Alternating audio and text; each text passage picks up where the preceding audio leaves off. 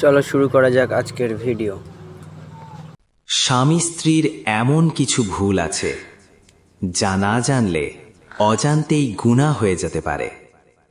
সহবাসের এমন কিছু বিষয় আছে যা না জানলে বড় ভুল হয়ে যাবে, আর সেই ভুল ধীরে ধীরে গুনাহে পরিণত হতে পারে। ভাই ও বোনেরা, এই বিষয়গুলো আমরা অনেক সময় লজ্জার কারণে জানতে চাই না, কাউকে জিজ্ঞেস করতেও সংকোচ করি, কিন্তু সেই লজ্জার কারণেই আমরা সঠিক জ্ঞান থেকে দূরে সরে যাই। মনে রাখবেন, ইসলাম একটি পূর্ণাঙ্গ জীবন ব্যবস্থা। এখানে কোনো বিষয়ই অন্ধকারে রাখা হয়নি। প্রতিটি বিষয়েই রয়েছে সুন্দর, পবিত্র এবং সম্মানজনক দিক নির্দেশনা। স্বামী স্ত্রীর সম্পর্ক এটি শুধু একটি দুনিয়াবী প্রয়োজন নয়, এটি ভালোবাসা, রহমত এবং ইবাদতের একটি অংশ। আল্লাহ তাআলা বলেছেন, তোমরা একে অপরের জন্য পোশাক স্বরূপ, অর্থাৎ একজন আরেকজনের শান্তি, একজন আরেকজনের নিরাপত্তা এবং ভালোবাসার আশ্রয়। এই পবিত্র সম্পর্ককে সুন্দরভাবে পরিচালনা করার জন্য ইসলাম আমাদের কিছু গুরুত্বপূর্ণ শিক্ষা দিয়েছে। সহবাসের আগে একটি দোয়া আছে যা রাসূল সাল্লাল্লাহু আলাইহি ওয়াসাল্লাম আমাদের শিখিয়েছেন। বিসমিল্লাহ আল্লাহুম্মা জান্নিবনাশ শাইতান ওয়া জান্নিবিশ শাইতানা মা রাযাকতানা।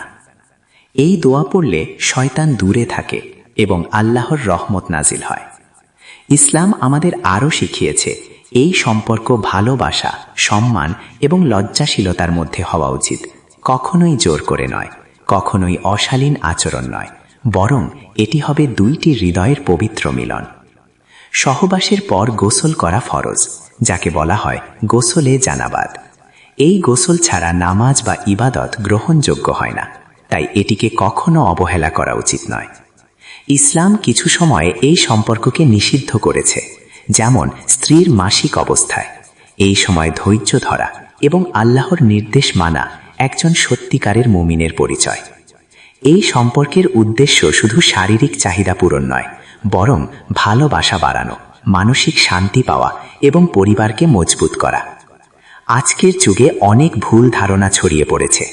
মানুষ সোশ্যাল মিডিয়া থেকে ভুল শিক্ষা নিচ্ছে, কিন্তু মনে রাখবেন, সত্যিকারের শান্তি শুধু ইসলামের পথে। হালাল পথে আছে বরকত, আর হারাম পথে আছে অশান্তি। তাই আসুন আমরা আমাদের জীবনের প্রতিটি সম্পর্ক ইসলামের আলোকে পরিচালনা করি। তাহলেই এই সম্পর্ক হবে ইবাদত, সওয়াব এবং জান্নাতের পথ। আল্লাহ আমাদের সবাইকে হালাল পথে চলার তৌফিক দিন। আমাদের জীবনকে পবিত্র রাখুন।